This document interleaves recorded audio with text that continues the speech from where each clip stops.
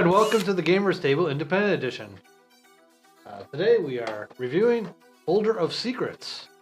It's a very fast, very simple, easy to teach game. It's a Holder of Secrets for 2 to 6 players, and you are all secret agent spies. There's a large variety of cards.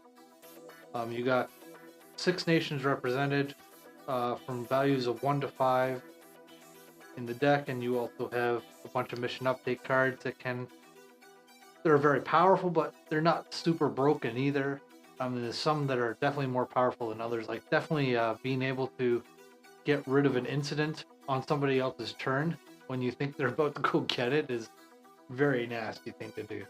It's not you're just screwing that guy and there's no way he can recover. It's like, no, you're just screwing whoever happens to be taking their turn at that time. Let's go ahead and try to explain it a little bit. Okay. Each player will be given a set of passport cards. And you will be representing one of 6 nations. And all 6 of those nations are represented on your passport. And all 6 of those nations are also represented on different incidents cards. These incidents are bad things that are happening in the world that you want to stop. Or maybe you want them to happen, depending on what stage of the game you're sitting in. I love the detail that he's put into these cards. The incident cards look like color magazine article. Each card has got, besides the nation and the value of it, it's also got a little bit of flavor text. There's 30 of these cards. Every one of them has unique flavor text. They're all related to the area. He's put a lot of work into details, just little things like that. And you flip over 3 incident cards. Always 3, and as soon as one is prevented, you flip over a new one to replace it. So you always have 3 incident cards out there. And then you start dealt 5 cards to everybody. So the start of the turn, you draw a card, and then you allowed to probe for information, at which point you play one of the cards with a number value on it. Generally you want to play a low one, and then you take one from the deck, and you are looking for the same number or higher. Same value or higher. If you do not get the same value or higher, you lose those cards. But if you do get the same value or higher, you can continue to play until you either decide to stop or it stops for you by you getting a card lower than one of the ones you played before. According to the manuals, if that happens, you got maids. You got to book it out of there. So you're just trying to get your source to give you more information. But like he says, you have to give the source something in order to get. So you have to keep giving cards in. And this is all public knowledge too. So, I offered a little cheap piece of information about the United States, and the source comes back and says, "I'll give you something that's a little more valuable about Russia." And you come back and say, "Well, I'd like to trade some UK knowledge," and he comes back with, "Here's a whole whopping pile of Russian knowledge."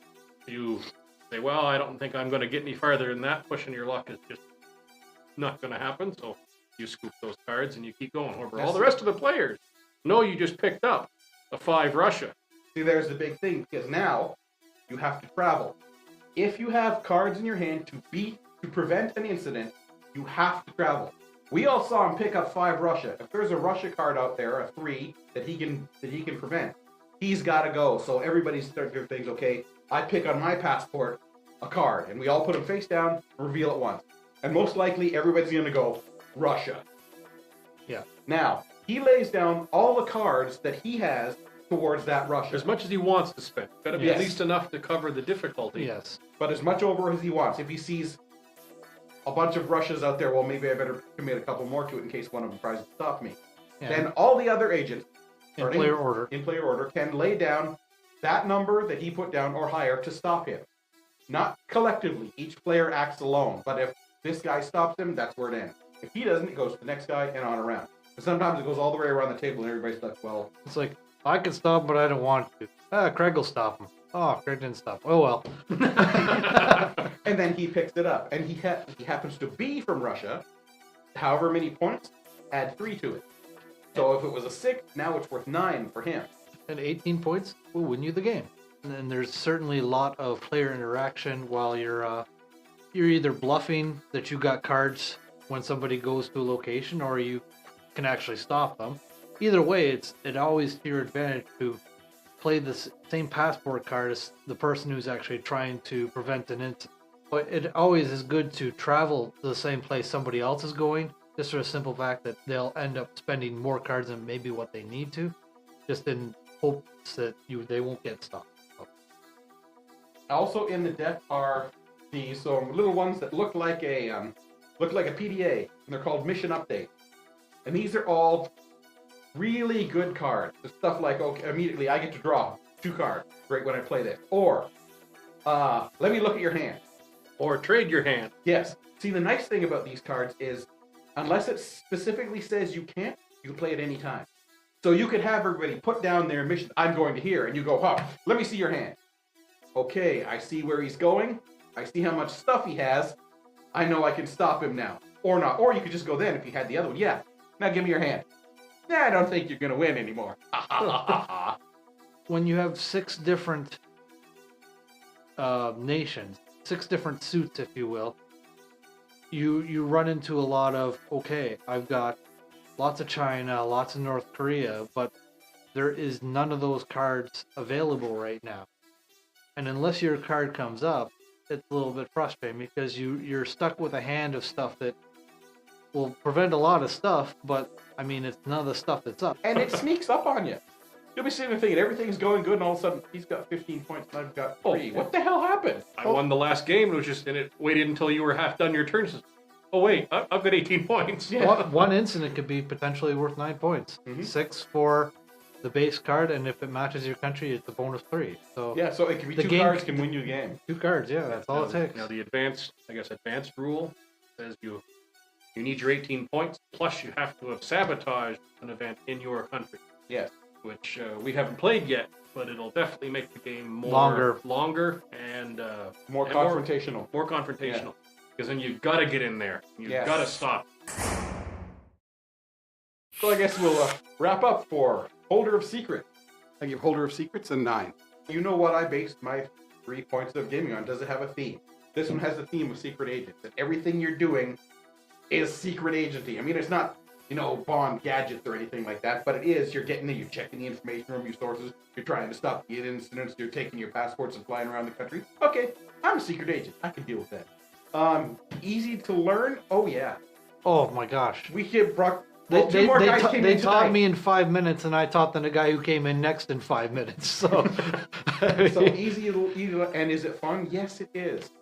And I think probably because what we were saying, because it keeps everybody engaged in the game all the time. You don't have downtime.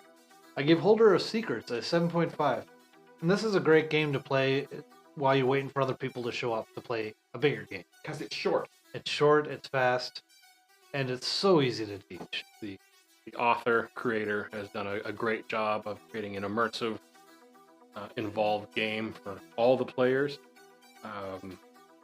The more players you play, the better the game gets, in my opinion. We've played it with 2, 3, and 4 several times.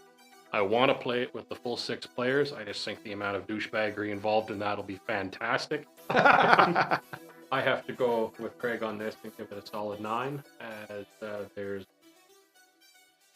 very, very little you can say that's bad about it. It's got cards. There's going to be some random aspect, but it's a card game. There's going to be shuffling. It's going to be random. So I can't hurt you for that one. And this is this is the first one we've ever shown you, so I'll talk a little bit about this. This is the medium-sized game box from Game Crafter. It comes with the insert with 4 holes in it, and this particular one is a briefcase with the X-ray scan on the back, and the numbers on the briefcase are 007. So it doesn't get much cooler than that for your game packaging. So that's it for this episode of the Gamers Table Independent Edition. Tune in next Friday for another game review.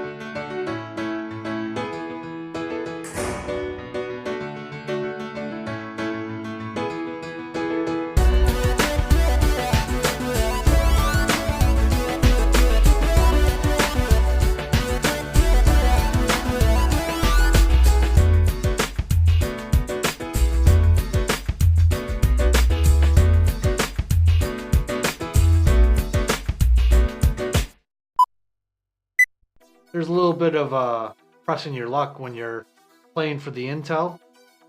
Like, yeah, keep looking at Rob over there. So you do that every time somebody's waiting the door. Oh, You I can't know. go. Constantly looking over there. Hey, The audience is Rob, there. Hey, everybody. Yes. But what was I saying? Randomness. It's a 3-point graph. There are a lot of good things that you can say about this game. It takes up to 6 players. Excuse me. There's a lot of good things you can say about this game. Number 1, it takes up to 6 players. Coke adds life.